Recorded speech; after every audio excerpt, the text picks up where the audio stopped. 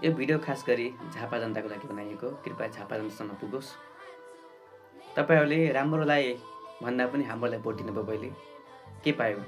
केपी ओलीले जितेर हामीले के पायो?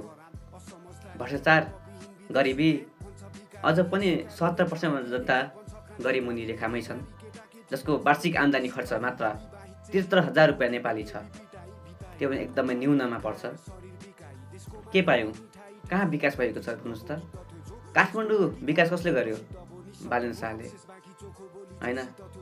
त्योभन्दा अगाडि विकास कहाँ भएको थियो? त्योभन्दा अगाडि काठमाडौँ बाटोमा हिँड्दाखेरि गन्नाउँथ्यो कि डुङ त्यो गन्नाउँथ्यो, फोहोरहरूको व्यवस्था भएको थिएन। म 71 सालदेखि काठमाडौँ बसेको, 71 सालदेखि मलाई अनुभव थाहा छ, मैले देखेको छु काठमाडौँ कस्तो थियो भनेर। र अहिले काठमाडौँ कस्तो भएको छ त्यो उदाहरण हो एउटा। राम्रो नेता पाएपछि हामीले के पनि गर्न सक्छौँ भनेर त्यो उदाहरण हो एउटा। त्यही भएर मासु भातमा नबिकौँ, पेट्रोलमा नबिकौँ, पैसामा नबिकौँ, हाम्रोलाई होइन राम्रोलाई हेरौँ, भिजन भएकोलाई हेरौँ, गफ चुट्किला दिनेलाई होइन। घर घरमा पाइपलाइनको ग्यास कहाँ आयो? आयो त केवल भ्रष्टाचार आयो। अरबौँ करोडौँ रुपियाँको भ्रष्टाचार आयो। 72 जना जेन्जी आन्दोलनमा शहीद भए। उनीहरू त मरेर गए, तर उनीहरूको बलिदान खेर नजाओस्। त्यसैले भोट राम्रोलाई हाल्नुहोस्, हाम्रोलाई होइन। धन्यवाद।